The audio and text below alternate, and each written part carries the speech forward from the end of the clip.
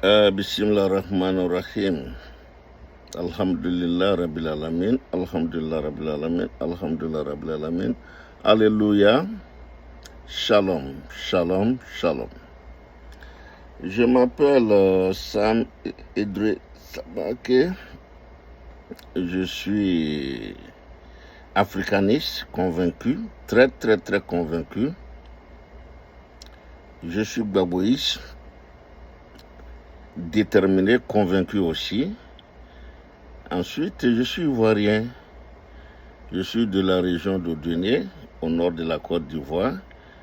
Mon village s'appelle Samango.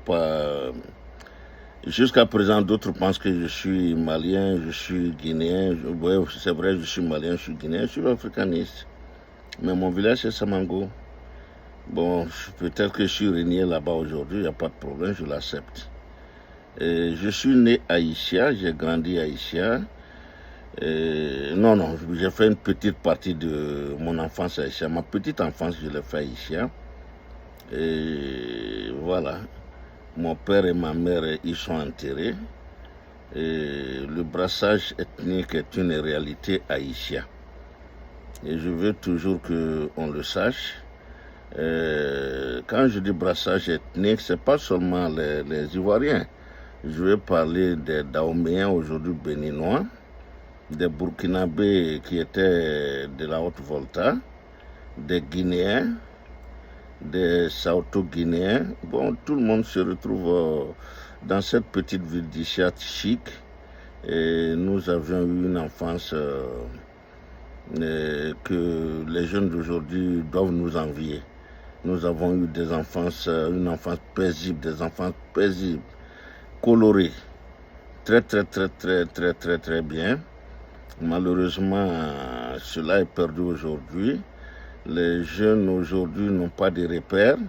Les jeunes aujourd'hui sont livrés à eux-mêmes. Ce que je veux dire, notre éducation à Isia, en ce moment, pendant ma petite enfance, c'est tout le village en fait. Toute la ville, la petite ville, mais le village qui s'occupait de notre éducation. Je vous donne un exemple. Si je fais quelque chose qui n'est pas bien devant une grande personne, ça peut être un grand frère, ça peut être une grande soeur, ça peut être une tante, un oncle, ça peut être quelqu'un que je ne connais même pas. Il va me donner la fessée, il va me chicoter très bien et me voir pleurer, aller dans ma famille. Et il va s'arrêter là pour attendre. Et quand quelqu'un de ma famille, mon oncle, ma mère ou quelqu'un va se présenter pour voir qu'est-ce qui s'est passé, il va lui dire, c'est moi qui l'ai frappé, voilà ce qu'il a fait. Et si je ne fais pas attention, mes parents vont encore me chicoter de plus. Voilà, nous, notre enfance. Et on a aimé ça. Donc tout le monde éduquait tout le monde, sans animosité. Et puis sans, prendre, didn't take advantage. Ils n'exagéraient pas. Les gens n'étaient pas envieux en ce moment. Et les trucs que nous voyons aujourd'hui, les trucs malsains, non, on ne voyait pas ça en ce moment. Et en ce moment, je me rappelle d'une histoire qui s'est passée dans ma propre famille. J'avais une tante, une des sœurs du côté paternel, qui n'avait pas eu d'enfant et que toute la famille choyait. Et tous les enfants étaient ses enfants. Et elle était très choyée. Et un jour, nous avons une voisine qui était très influente. Et cette voisine était en train de frapper son fils qui a fui et qui est venu dans notre cour pour chercher secours. Et quand le fils est arrivé, il s'est directement dirigé vers la tante. Et tout le monde sait, cette tante-là, elle était choyée, on ne pouvait pas la toucher. Donc la dame s'est arrêtée. Et ma tante lui a demandé, pourquoi tu suis mon chéri comme ça? Et la dame a pleuré, est tombée en sanglots et a dit « Je préfère ne pas vous le dire ». Et ma tante a insisté. Et la dame lui a dit « Et là, ce petit que vous voyez, ton mari, ce petit voyou, est allé frapper l'enfant elle a dit le nom d'un autre voisin et que jusqu'à blesser cet enfant. Et pourquoi son enfant est allé frapper cet enfant, le blesser? Parce que cet enfant l'aurait offensé, elle, son enfant, en insultant son père et sa mère. Voilà pourquoi elle frappait cet enfant. Et ma tante aussi a commencé à pleurer. Elle a compris. Elle a dit au petit, ne fais plus jamais ça. Plus jamais. Plus jamais. La leçon, c'était celle-ci. Si ta maman ne t'avait pas eu, personne n'aurait à insulter ta maman. Moi, je cherche aujourd'hui à ce qu'on m'insulte. Mon mari cherche à ce qu'on l'insulte. Mais il n'y a personne pour nous insulter. Pourquoi? Parce que nous n'avons pas d'enfants. Parce que je n'ai pas enfanté. Et elle a continué à pleurer. Et le fils s'est mis aussi à pleurer. Et c'était à elle maintenant de le consoler. Et il s'est agenouillé, j'ai des larmes aux yeux. Il s'est agenouillé et il a demandé pardon à la tante. Que plus jamais, il ne va le faire. Plus jamais, il ne va lever le doigt, le bras sur quelqu'un qui va insulter encore lui, ses parents. Il ne savait pas que c'était un diamant, de l'or quand on insultait tes parents, qu'il ne le savait pas. Et la tante est allée le remettre à ses parents. Cette histoire, je l'ai vécue. C'est une histoire vécue. Et de ce jour, nous avons compris qu'avoir des parents, c'est mignon. Et qu'un ami les insulte, c'est encore plus beau. Et après cette histoire, ma mère, un jour, est venue du marché et m'a fait asseoir et m'a raconté la même histoire. Est-ce que je me rappelle de cette histoire? Je dis oui. Elle dit, bon, faut jamais, au grand jamais, te battre pour me défendre ou te battre pour défendre ton papa si quelqu'un arrivait à nous insulter, quelle que soit l'injure. Tu sais pourquoi, mon fils? Je dis non. Elle dit, elle a été mariée à l'âge de 13 ans. Et jusqu'à l'âge de 35 ans, elle n'a pas eu d'enfant. Elle était la risée de la communauté. Elle était la risée de sa propre famille au village. Elle était la risée de ses amis. Et tout le monde disait qu'elle ne pouvait pas avoir un enfant. On l'insultait pour ça. Jusqu'à ce qu'elle rencontre mon père, qui était chasseur et guérisseur. La guérisse, après que son mari l'ait répudiée pour ça. Et elle parlait, elle pleurait, elle était en sanglots. Et elle m'a dit, aujourd'hui, grâce au bon Dieu, j'ai 2 enfants. J'en ai eu 4, 2 sont partis, vous êtes restés. Et qu'aujourd'hui, que quelqu'un, à travers vous, m'insulte, mes parties intimes, jusqu'à vous n'avez rien à dire. Que je suis heureuse que cela se passe aujourd'hui. Donc ta tante avait raison la fois dernière. Elle a pleuré. La bonne dame aussi avait raison de corriger son fils. Ainsi, j'ai grandi. Ainsi, j'ai toujours compris que avoir un enfant, c'est une grâce de Dieu. Et être insulté à travers cet enfant, c'est le bonheur total. Je vais en venir au docteur Franklin Nyamsi.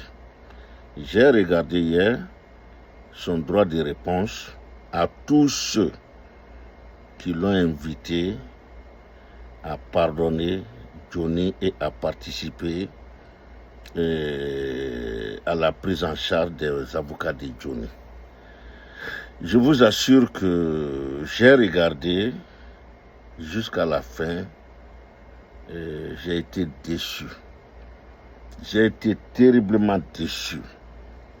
J'ai été plus que le mot déçu par ce grand homme que j'admire. Niamsi, je t'admire. Je le dis dans les yeux, je t'admire beaucoup. Qui enseigne les petits Français la philosophie. J'admire beaucoup la réussite des Africains.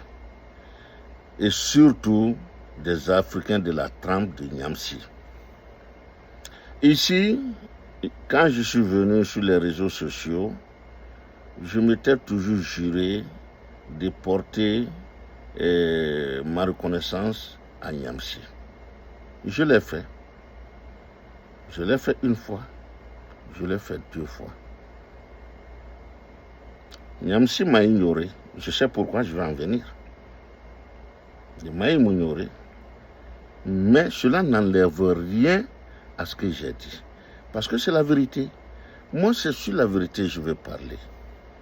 J'ai dit Niamsi vient aux États-Unis.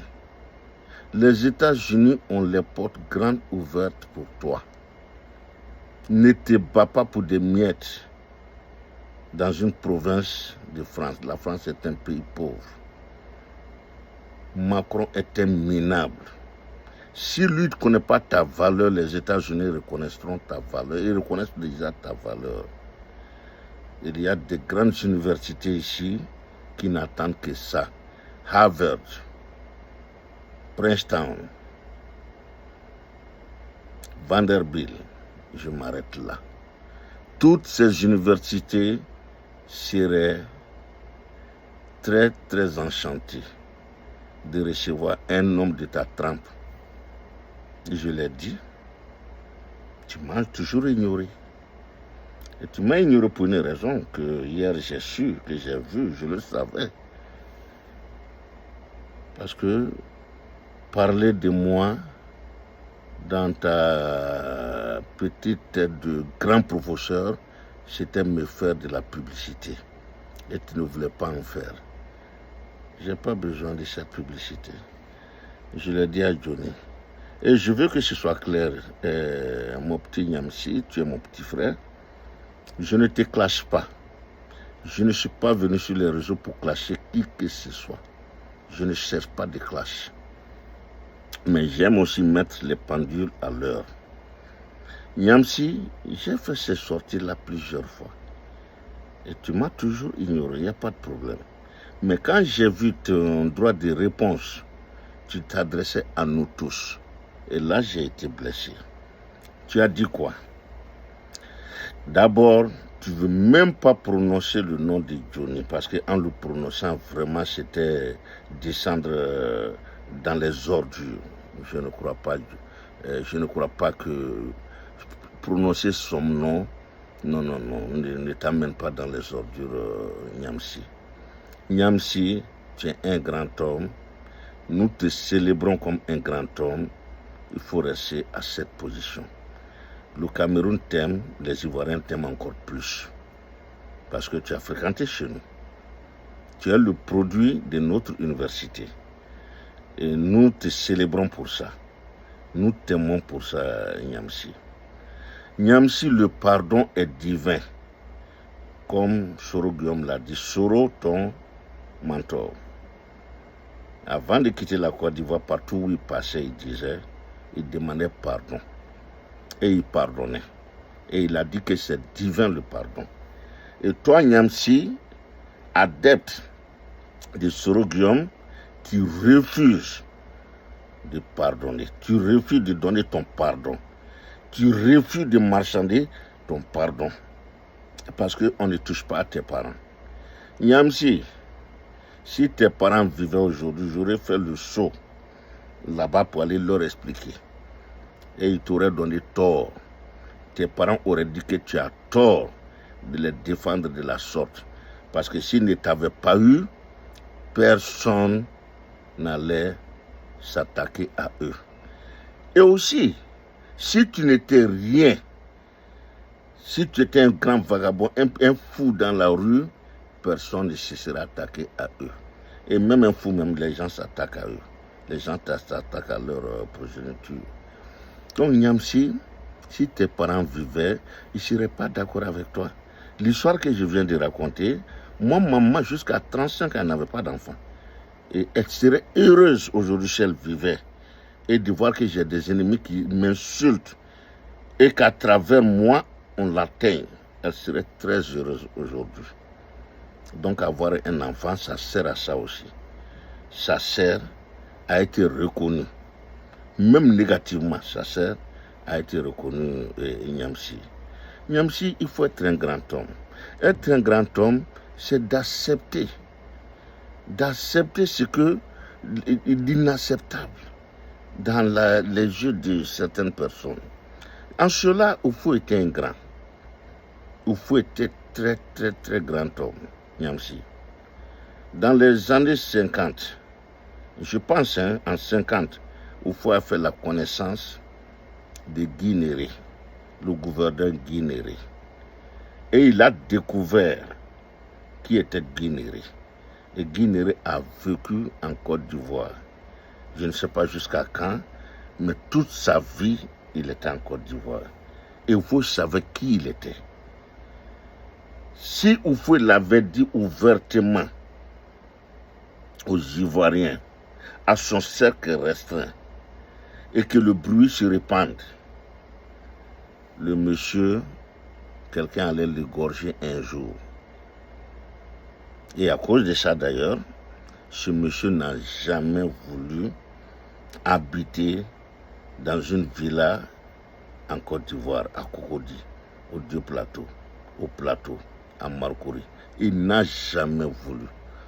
Il a voulu et il est resté là où il se sentait en sécurité, c'était à l'hôtel Ivoire. Pendant tout le temps qu'Oufou est resté au pouvoir et pendant tout le temps qu'il est resté en Côte d'Ivoire quand il n'était plus gouverneur, il est resté là-bas. Pourquoi? Parce qu'il était gay. Il était homosexuel. Les rares sont les Ivoiriens qui le savaient. Et Oufou l'a accepté. Ça, c'est le grand cœur. Oufou l'a accepté. C'est en cela que je dis le plus souvent que Oufou était en avance, une longueur d'avance extrême sur son temps. Et c'est la vérité. Les Ivoiriens n'auraient jamais accepté. Mais souvent, il faut se faire violence quand tu sais que tu peux avoir un bénéfice quelque part. Quand tu veux en tirer quelque chose, il faut l'accepter. Ce que tu viens de dire hier, c'était choquant pour moi. Tu as même dit que tous ceux qui t'ont parlé en inbox, moi je ne t'ai pas parlé en inbox, j'ai fait ma vidéo, je voulais que cela t'atteigne, je sais que ma conférence était arrivée. Tu dis que tu vas désactiver tous tes correspondants ou bien tous tes amis, personne ne doit te parler encore de Johnny Pacheco. Personne. Et tu veux être un public. Et toi, tu veux être président du Cameroun. Qu'est-ce que vous ne dites pas sur Paul Biya? Qu'est-ce que vous ne dites pas aujourd'hui sur Paul Biya? Qu'est-ce que les Camerounais ne disent pas aujourd'hui sur l'homosexualité de sa fille? Quand on est président, il faut avoir le dos large. Il faut l'accepter.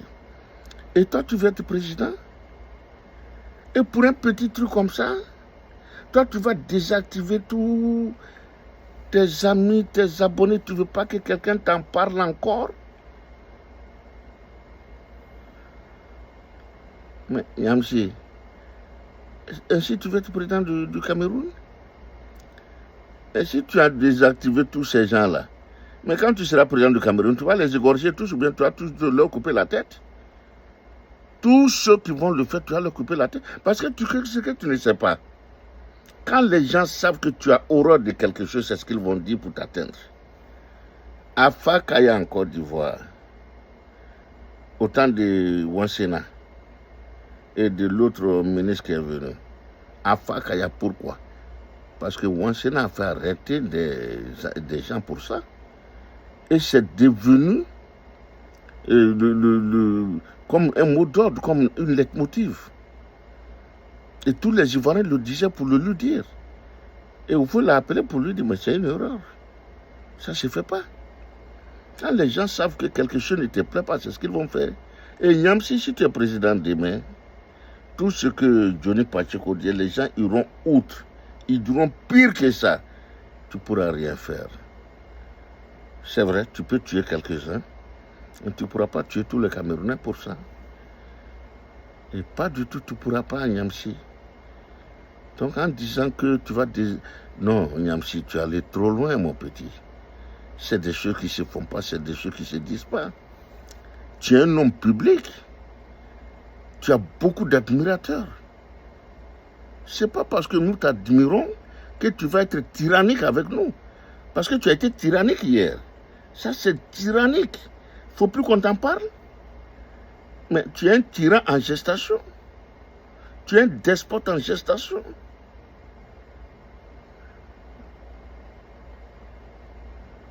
Mais tu es un despote en gestation, Niamsi.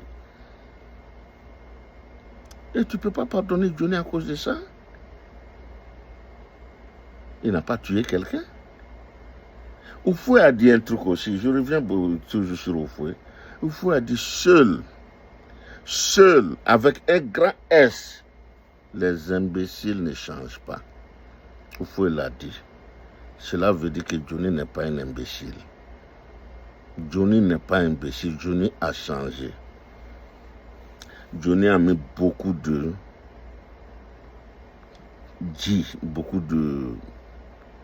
l'eau dans son Yamakoudi, comme le dit Alassane. Johnny a mis beaucoup d'eau dans son vin, comme le disent les Français. Et il a changé. Johnny n'était pas venu pour être où il est. Au fil du temps, Johnny s'est métamorphosé. Il faut comprendre ça, Niamsi. Même toi, Niamsi, quand tu avais commencé, il y a 15-20 ans, tu t'es métamorphosé. Ce n'est pas le Niamsi qu'il y a 15 ans. C'est un autre Niamsi aujourd'hui. Tu as changé aussi de langage. Tu t'es assoupli. Le fougueux Niamsi n'est plus le fougueux Niamsi d'aujourd'hui. N'est pas le Niamsi d'aujourd'hui, je vais dire. Le fougueux Johnny Pacheco, qui est venu sur les réseaux sociaux, en se plaignant de DJ Arafat qui montrait sa richesse, n'est pas le Johnny Pacheco qui a créé la Jossi Gang.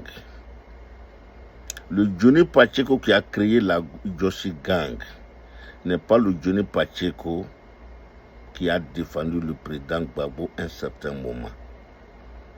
Et le Johnny Pacheco qui a défendu le président Gbagbo un certain temps n'a pas été le Johnny Pacheco que Gon Coulibaly a fait adhérer un moment. Je ne sais pas si c'est au RDR ou au RADC, RDP, mais qui défendaient leur camp un moment, sans pour autant être des leurs. Parce que je crois à ça, Johnny n'a jamais été des leurs. Et ce Johnny aussi est différent du Johnny Pacheco qui est revenu sur ses pas et qui redéfend aujourd'hui les panafricains, les africanistes et qui défend l'AES aujourd'hui. Johnny n'a jamais insulté Goïta. Il n'a jamais insulté Tiani, il n'a jamais insulté Ibrahim Traoré. Mais le Johnny d'il y a 15 ans l'aurait fait volontiers. Il ne l'a pas fait parce que seuls les imbéciles ne changent pas. Johnny a changé. Johnny s'est responsabilisé. Il faut l'encourager. Il a besoin d'encouragement dans ce sens. La sortie que tu as faite, ce n'est pas une bonne sortie, Niamsi. Il faut reconsidérer ce que tu as dit. Nous devons aider Johnny. Tu dis que tu es prêt à aider tous les Africains, sauf ceux qui... C'est vrai. Mais le contexte, et puis ce que tu poursuis comme combat, tu es un grand homme aujourd'hui. Tes parents, s'ils ne t'avaient pas eu, personne n'allait les insulter. Et tu n'allais pas exister aussi. C'est parce que tu existes. C'est parce que Dieu a donné l'opportunité, la chance, la grâce à tes parents de t'avoir que beaucoup de gens insulteront tes parents. Que ce soit Johnny Pacheco ou pas. Tu auras toujours des gens qui vont insulter tes parents. Et maintenant, tu viens de donner ton flanc. Tu viens de montrer aux Camerounais où il faut t'atteindre. Si tu n'avais rien dit, personne n'allait le savoir. Et je te le dis aujourd'hui. Tu viens de donner un argument très lourd, très tranchant à tes détracteurs. Et ils sont nombreux au Cameroun pour t'atteindre. Parce qu'ils savent que c'est tes parents. Et tu ne pourras pas faire quelque chose contre tout cela. C'est impossible, Johnny. Amina, Niamsi, c'est impossible. Niamsi, c'est impossible. Donc, je veux que tu reconsidères ta position intransigeante. Cette position que tu... Il faut revenir à de bons sentiments. On est africain, on reste africain. Mais le Niamsi que j'ai vu parler hier, ce n'est pas le Niamsi panafricain, camerounais, ivoirien. C'est le Niamsi français que j'ai vu. C'est le côté français que tu as pris, que j'ai vu hier. Avant-hier, hier du moins, je crois. Mais ce n'est pas le côté africain. Et je veux toucher à cet instinct africain qui est en toi. Tes parents t'ont eu, on doit les insulter. Toi aussi, tu seras insulté à travers tes propres enfants. Que tu le veuilles ou pas, un petit Français peut s'insulter à travers tes enfants. Et qu'est-ce que tu vas leur faire? Les tuer puisque tu ne peux pas les avoir, tu ne vas pas les désactiver. Et tes enfants ne vont pas les désactiver. Donc c'est une erreur. Je pense que tu es allé trop loin. Maintenant,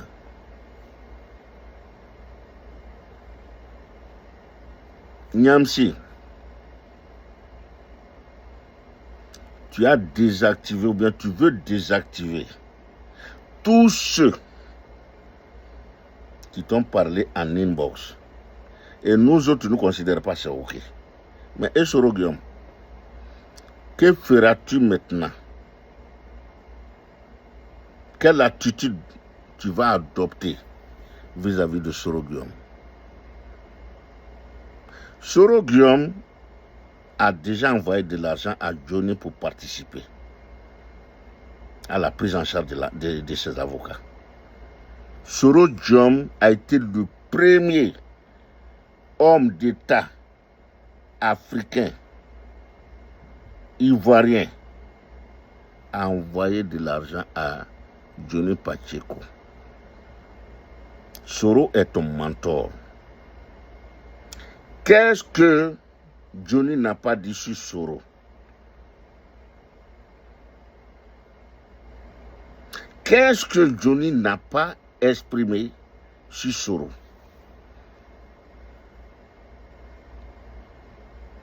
Mais Soro, au vu de tout cela,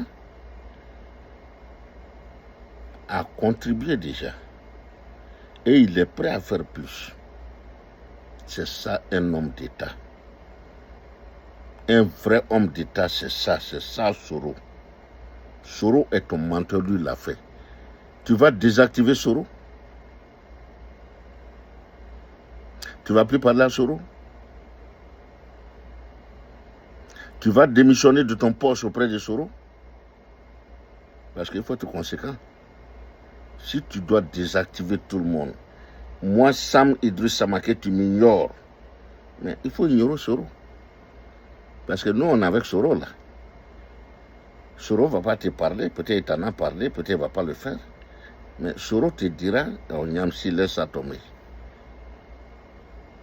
Soro l'a dit, je répète. Il dit que le pardon est divin. Tu es un adepte Soro.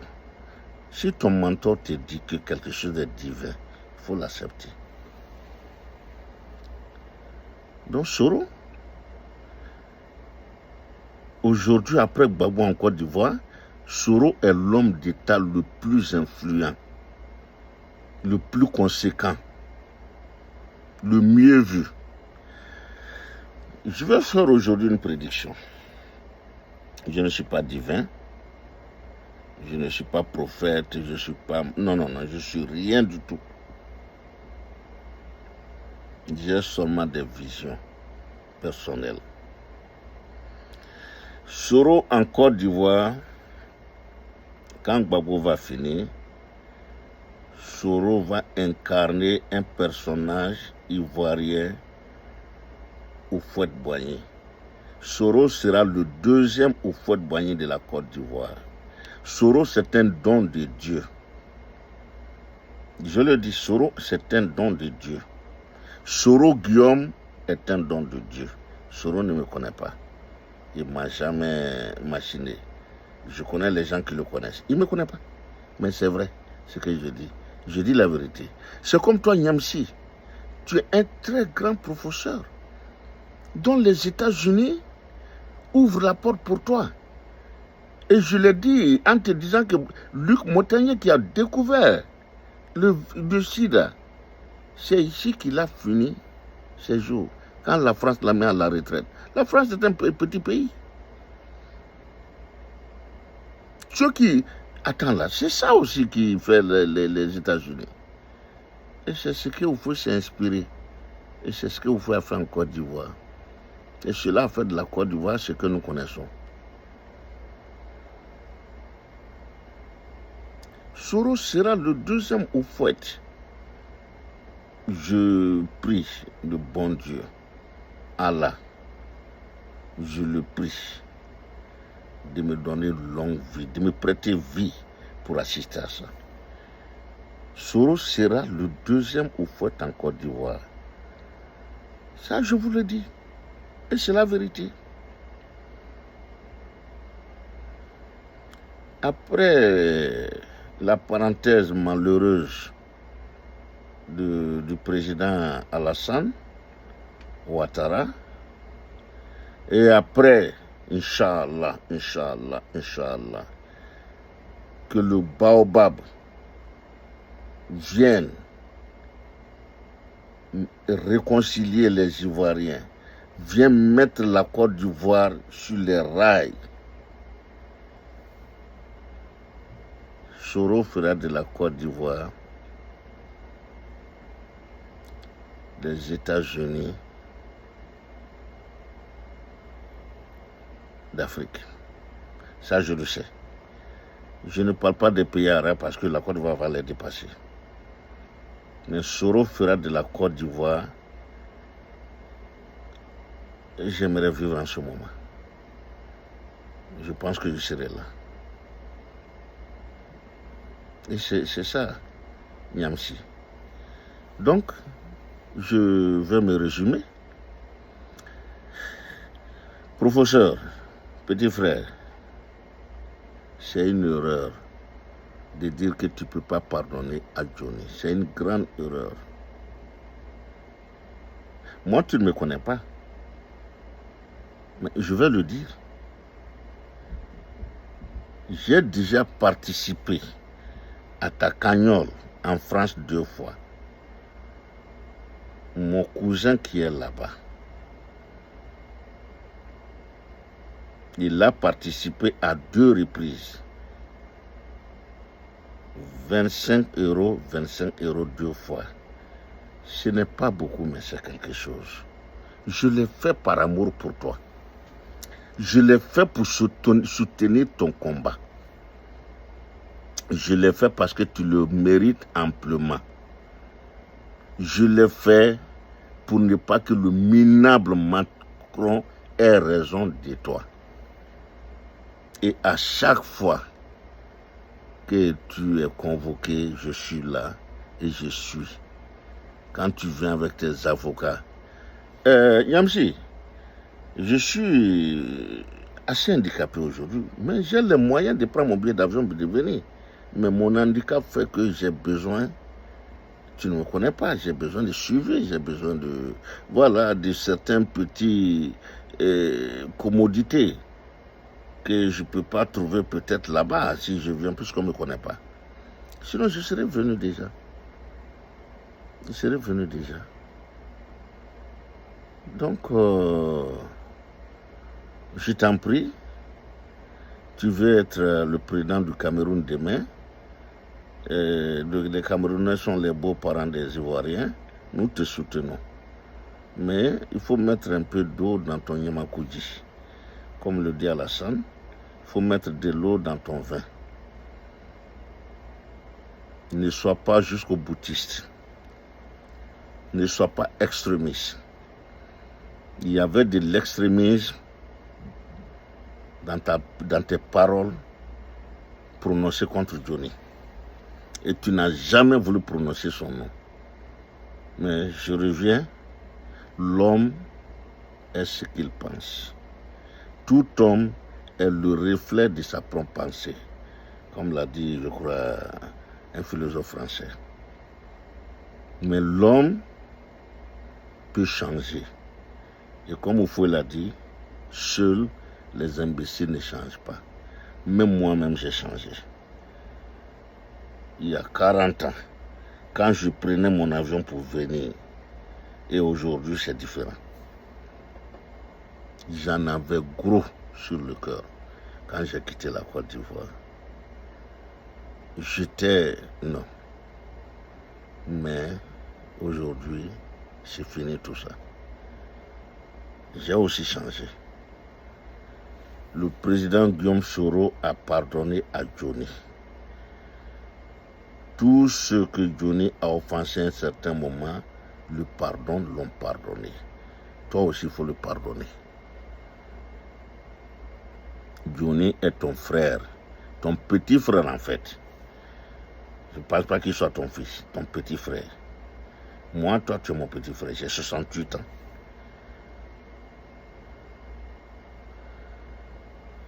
Donc, c'est ce que je tenais à te dire. Je tenais à te faire comprendre que ainsi va la vie. C'est une chance qu'on puisse insulter tes parents. C'est une chance aussi, moi, qu'on insulte mes parents.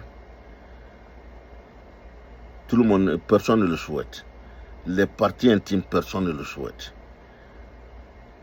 C'est le langage, personne ne le souhaite. Personne ne veut être ami de quelqu'un qui est vulgaire. Je le sais. Mais il faut voir la métamorphose, ou bien la métamorphose. Non, bon, le français, non. Bon, je vais te dire, avant de terminer, je vais te donner une anecdote pour faire comprendre que moi aussi j'ai changé. J'ai aussi mon côté américain aujourd'hui. Il faut savoir pardonner. Il faut savoir encaisser. Nyamsi. Nyamsi, un jour, c'est fait exactement en 96, j'avais une femme que j'avais embauchée pour faire la cuisine.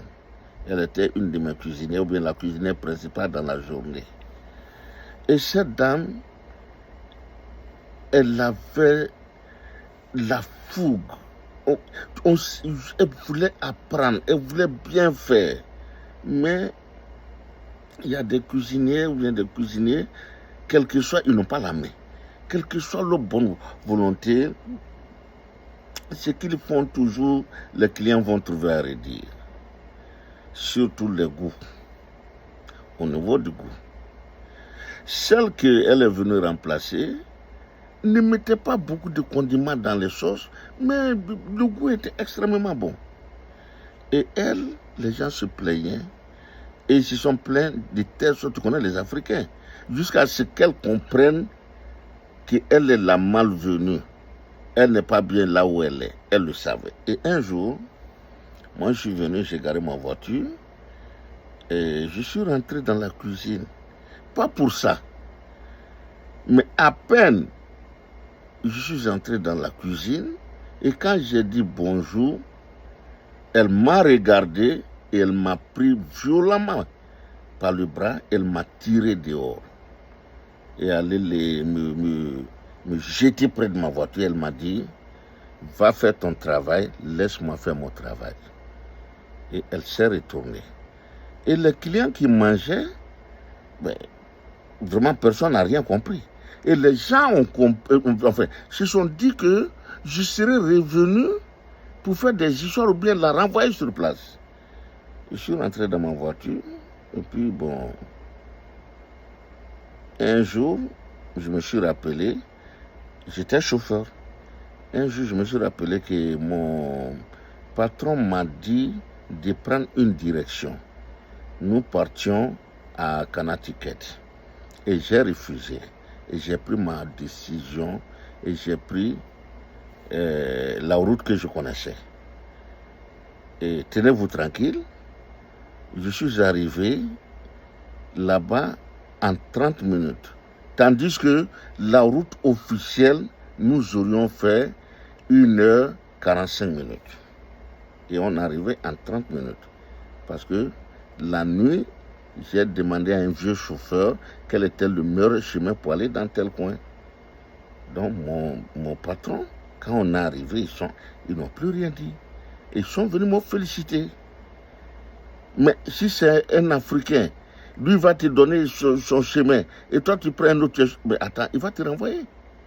Et j'ai pensé à ça, et j'ai laissé la bonne dame, et je l'ai laissé faire son travail. Donc je te dis par là que j'ai changé aussi aux États-Unis. Quand quelqu'un fait son travail, même si tu es son boss, laisse-le faire son travail. N'interviens pas. Laisse-le apprendre. Et ça sera l'un des meilleurs dans ton équipe après. Ou l'une des meilleures dans ton équipe après. Et c'est ce qui s'est passé avec cette dame. Donc, je tenais à raconter cette anecdote pour faire un peu rire, sourire, Niamsi. Et puis, bon, voilà, porte-toi bien. Et je reviens. Tu as dit que tu ne veux plus jamais entendre, tu vas l'entendre toujours à travers moi. Johnny Pacheco est ton petit frère. Soro l'a pardonné. Bobo l'a pardonné. Il faut aussi, toi, il faut la pardonner. Si tu n'étais pas né, personne n'allait insulter tes parents. Inspire-toi de ça. Alright, donc je viens de finir. Si ma conférence vous agrée, si ça vous a fait plaisir, j'ai besoin de souscripteurs, d'abonnés, j'ai besoin de cœurs. Voilà, faites ce que vous pouvez pour m'aider. Merci beaucoup. Shalom.